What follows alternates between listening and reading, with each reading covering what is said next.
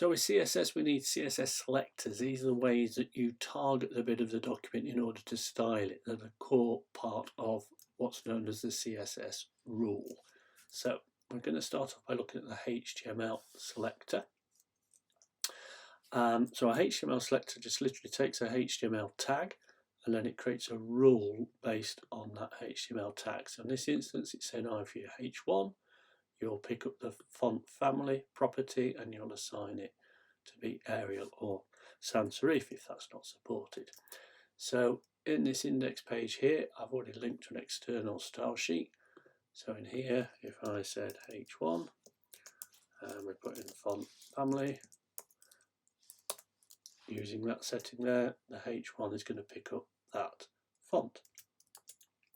Go back to the browser, refresh, you see that that's picked up Arial. If I right click and inspect, you can see that being picked up here as being Arial from the style sheet.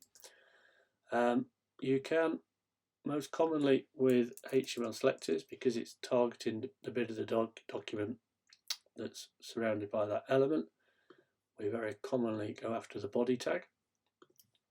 So that's basically saying everything that's in the body will pick up this rule. So we can set some properties. So maybe in there that I set the font family again, and perhaps I'll set background color.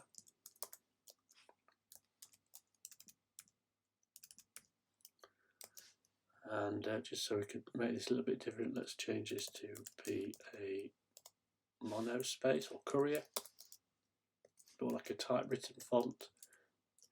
So now everything will appear Arial, but that will appear monospace, like so.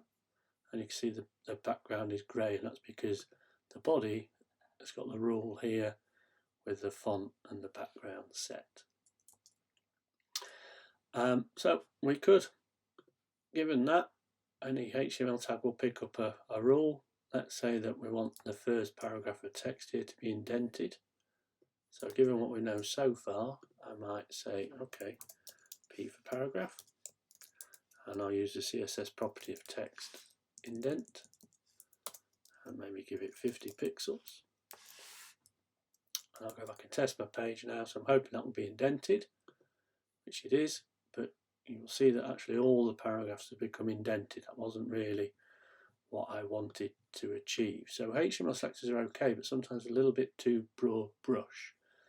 And that's where the concept of classes comes in. So classes allow you to be more specific. You make the name up and you name the selector with a dot at the beginning. Just use text characters. No, don't use any special characters or white space, and you can create a rule, a class-based rule. So back in here, I've already got a class I've assigned a first para that I made up earlier and signed it to that paragraph. So if I wanted that first paragraph to be indented, I could say dot first para. You'll see when I roll over that, Visual Studio Code nicely tells me that's an element of class first para, and it's going to pick up that. That's the rule, that's the selector of first para, that's the property being applied. So I'll go back and refresh now. So just need to save that file, go back and refresh, and just that first paragraph is indented. Let's do another little example. Let's create one up from scratch. So I'll create one of highlight, and let's say that we'll make this color of yellow, and we'll do a text transform to make it uppercase. Right, so that's our rule. We're looking for something of class highlight, so it's looking for any element of class highlight. So in here I've got, say, these span tags that I could attach it to. Another one down here. Oops.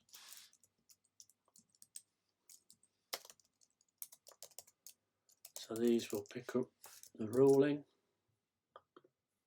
So we can see that those spans there, see the spans were useless before we applied the class, but now we can see the class being applied.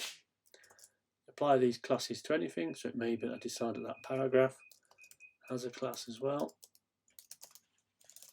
like so, and that paragraph will now pick up that rule in as well. You can refine these in various ways, so it might be that I only want highlight applied to spans. You see at the moment any element is being used. If I do span.highlight, I've changed the selector now, so it's looking for something of span class highlight to apply the rule to it. So that's classes. Give us more flexibility. We can apply them as many times as we like. And the last one I wanted to look in here is ID selectors. So ID selectors we declare with a hash, and then you make their name up again. So I'm going to make one up called container, because I've already got a div of ID container here. So whereas dots are classes, hashes are IDs, so that's going to create a rule. I need to create a rule of hash container to target that. That container name I've just made up, it just seems an appropriate one to use. So in here maybe I'll use some box model stuff. Do more about the box model in another movie, but if I make that 900 pixels, let's just come out of here a second. You can see that that has now got a set width of 900 pixels. And that's because if I right click and inspect, it's picking up the ID container, and there's the rule being picked up in the browser. Let's just center that, make it look nice. So margin auto will distribute the margin evenly to the left and right hand side, so it centers it. It's the ID that's using it there. If that was a class, you wouldn't see that being applied. So if it was dot container, we don't have a rule for that, therefore it doesn't center it or set it to a default width. So that needs to be a hash there, and that's because in the HTML it was an ID. If that was a class there, you could use a dot out here, but it's an ID, so in this instance I need to use a hash. So that's class selectors, that's ID selectors. So defining with a hash, use ID. What's the difference between the two? IDs are unique, so an ID like your user ID, driver's license ID, personal ID, it's unique, so you should only reference them once per document.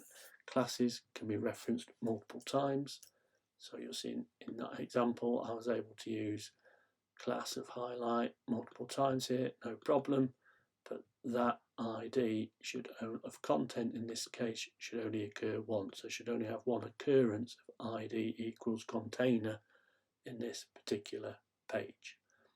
Okay, so that's HTML selectors, class selectors, ID selectors. So you're likely to use all of them in any given style sheet. Classes are super flexible. HTML tags are broad brush, that's great for stuff like body.